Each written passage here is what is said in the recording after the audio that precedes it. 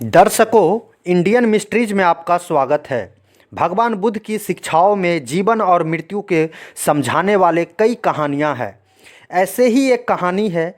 एक दिन एक युवक ने भगवान बुद्ध के पास आकर पूछा, भगवान, मृत्यु के बाद क्या होता है? क्या आत्मा का अस्तित्व बना रहता है या सब कुछ समाप्त हो जाता है? बुद्ध ने युवक की ओर देखा। उसकी उत्सुकता को देखते हुए उसने मुस्कुराए और उसे अपने साथ चलने के लिए कहा। वे उसे एक बड़े जंगल में ले गए। वहां पहुंचकर उन्होंने उस युवक से कहा, इस विशाल वृक्ष को देखो। यह वृक्ष अपने ही जीवन में कितने फल फूल और छाया देता है, लेकिन सोचो, एक दिन यह भी सूख जाएगा और इसकी लकड़ियां को लोग अपने कामों में इस्तेमाल कर लेंगे। बुद्ध ने फिर युवक से पूछा, तुम्हारे अनुसार यह वृक्ष मरने के बाद कहाँ जाता है? युवक कुछ सोच में पड़ गया और बोला, भगवान, ये तो लकड़ी में बदल जाता है और फिर उसे लोग जलाकर राख में परिवर्तित कर देता है। बुद्ध ने कहा, ठीक उसी प्रकार हर जीव प्राणी भी एक चक्र में बंधा हुआ है। जब वह मरता है तब उसका शरीर पंच तत्व में विलीन हो जाता है और आत्मा अपने कर्मों के अनुसार अपने अगले जन्म की ओर यात्रा पर निकल पड़ती है। मृत्यु सिर्फ एक बदलाव है, एक स्थान है जो दूसरे स्थान पर जाने का साधन।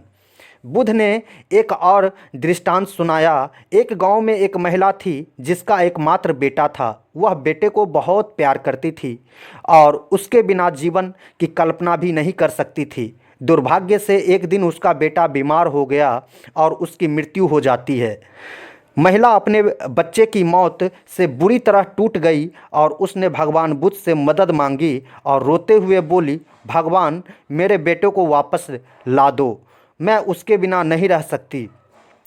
बुद्ध ने कुछ देर तक उस महिला की बात सुनी और फिर बोले, ठीक है, मैं तुम्हारे बेटे को वापस लाने का उपाय जानता हूँ, लेकिन पहले तुम गांव में जाकर किसी ऐसे घर से एक मुट्ठी सरसों के दाने ले आओ जिसमें किसी की मृत्यु ना हुई हो। महिला तुरंत गांव में जाकर हर घर जाकर सरसों के दाने मांगने लगी, लेकिन हर घर में किसी न किसी की मृत्यु हो चुकी थी। कहीं पति की, कहीं पिता की, कहीं बेटे की, कहीं माँ की। दिन ढलते ढलते उसे समझ में आ गया कि मृत्यु एक प्राकृतिक सत्य है जो हर किसी के जीवन का हिस्सा है। उसे धीरे धीरे एहसास हुआ कि उसका दुख व्यक्तिगत नहीं है, बल्कि हर इंसान इस सत्य का सामना करता है। महिला ने बुद्ध के पास जाकर कहा, भगवान, अब मैं समझ गई हूँ, मृत्यु अवश्य संभावी है और इसे स्वीकार करना ही सच्चा ज्ञान है। बुद्ध ने उसे सांत्वना दी और कहा, मृत्यु को समझना ही जीवन को समझना है। हम जन्म के बाद एक यात्रा पर निकलते हैं और मृत्यु उस यात्रा का एक पड़ाव है, लेकिन अंत नहीं है।